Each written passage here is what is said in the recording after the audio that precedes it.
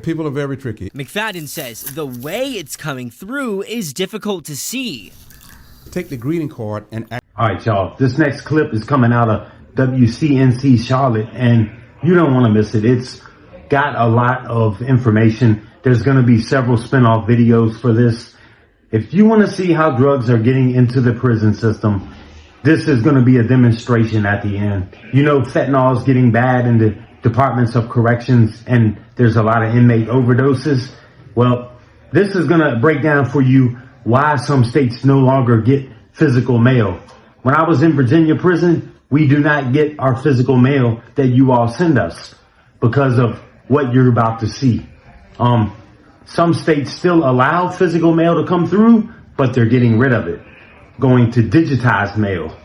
But anyway, you're going to see a whole lot of different things in this video. So check this thing out, man.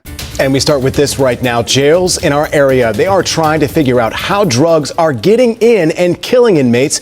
Just this week, 2 inmates overdosed and died while behind bars in the Richland County Jail. And we're told one of them died from fentanyl, the other a similar drug. And now this jail, not the only one seeing this issue. Here in Mecklenburg County, the Sheriff's Department is also investigating how fentanyl is getting behind bars. And you might be surprised at what they found. WCNC Charlotte's Austin Walker spoke one-on-one with Sheriff Gary McFadden, who is seeking solutions to keep the drugs out. Austin.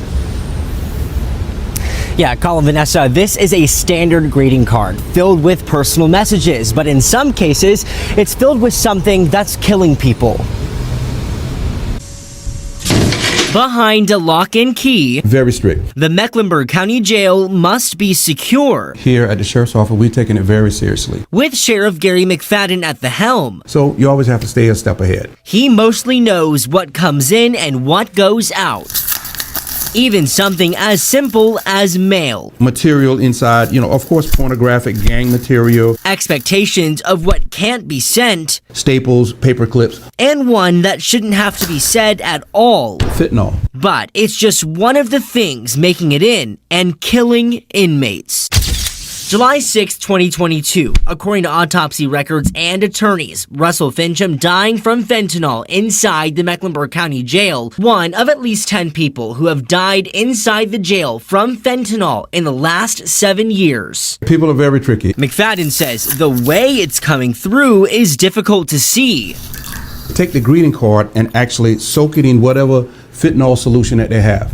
And they soak it, and then they dry it out. The card is then signed, sealed, sent, and later received. It's actually go inside, tear up the very thick card like this, put it inside of hot water or coffee, and just like a tea bag, whatever is contained in that paper wicks out into the drink. And if a few people share the same cup, it's even worse. Using an Alka-Seltzer as an example.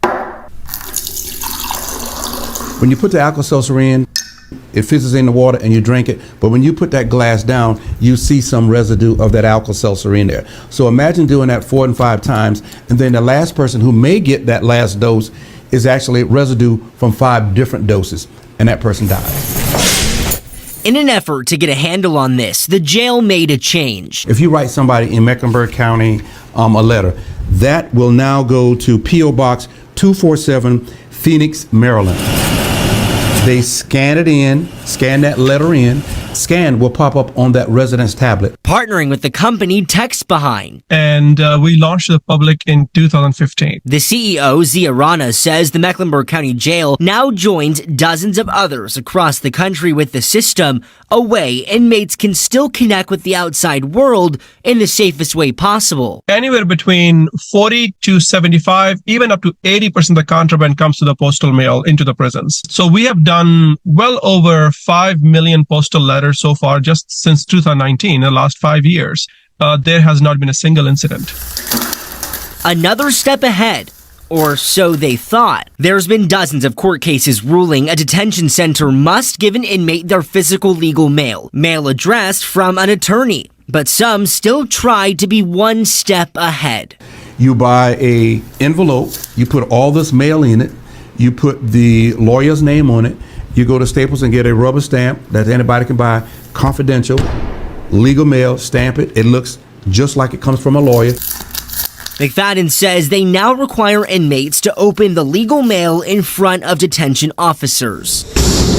What many think is impenetrable, the jail continues to prepare for what's next. So you always have to stay a step ahead. Another key, he hopes, to locking down what's supposed to be a fortress. Now, as you'd imagine, there have been some pushback about this from groups in our area. Then the Prison Policy Initiative released a report back in 2022 saying digitized mail just harms inmates and doesn't make a jail or prison any safer and makes their mental health go down, and it just dehumanizes them. And they say that they are prioritizing that profit over the person. For now, live in Uptown, Austin Walker, WCNC Charlotte.